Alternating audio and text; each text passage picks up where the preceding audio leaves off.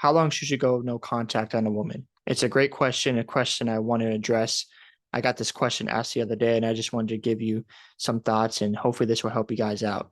The first thing I want to say is I'm going to give you something to strive for, and I'll give you my opinion of what, no contact would look like in my world.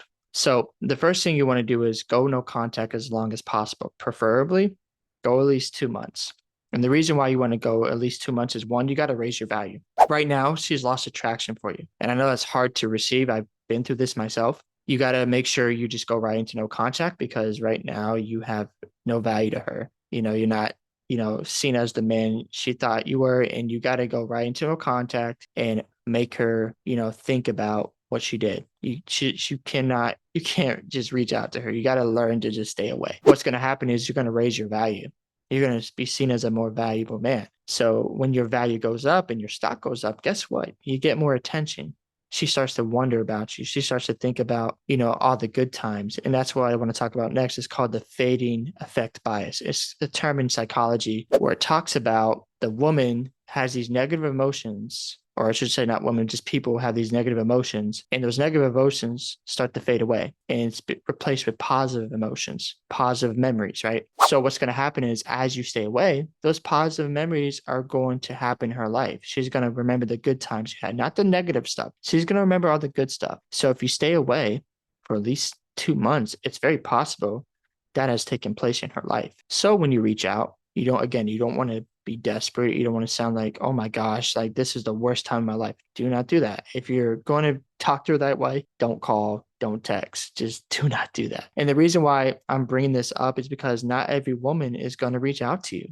They're not going to. And sometimes you might have to take that step. It's very scary because you do take the risk of giving up your dignity and self-respect. But again, you're in this situation. I don't know your situation. I really don't. Everyone has a different case in a different scenario. So maybe you know her, of course, better than I would. So maybe you feel like if I reach out, it's really not going to hurt me. And the reason why I bring that up because I'm in my first relationship. We broke up, and then a week later or two, I reached out and got back together, right? So it does work. And again, that situation was way different because I was in college at the time. So again, everyone has a different scenario, a different situation going on. So what you got to do is make sure you do this correctly. Take your time. Don't overreact.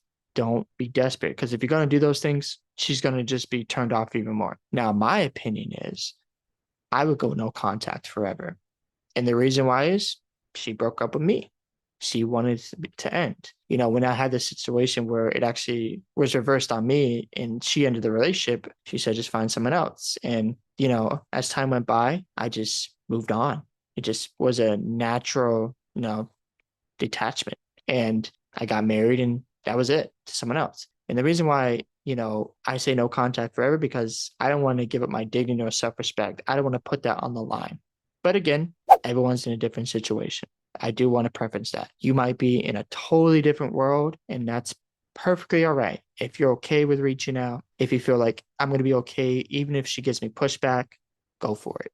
Really, just go for it. And if at the end of the day, if she says no, remember, you're still going to have options. At the end of the day, there's still going to be someone who actually loves you and cares about you and will treat you with the respect and the value that you're looking for. So I do want to preference that because remember, in no contact, it's not a game. It's supposed to help both parties out. At the end of the day, both parties, you want to come together with a better perspective and both people have grown or you find someone better suited for you, right? That's how it should go. And if you have any comments, make sure you leave a comment in the comment section. Make sure you like and subscribe to the video. If you want to look at the other video I made about the benefits of walking away from an ex, go check that out now. And I'll see you in the next video.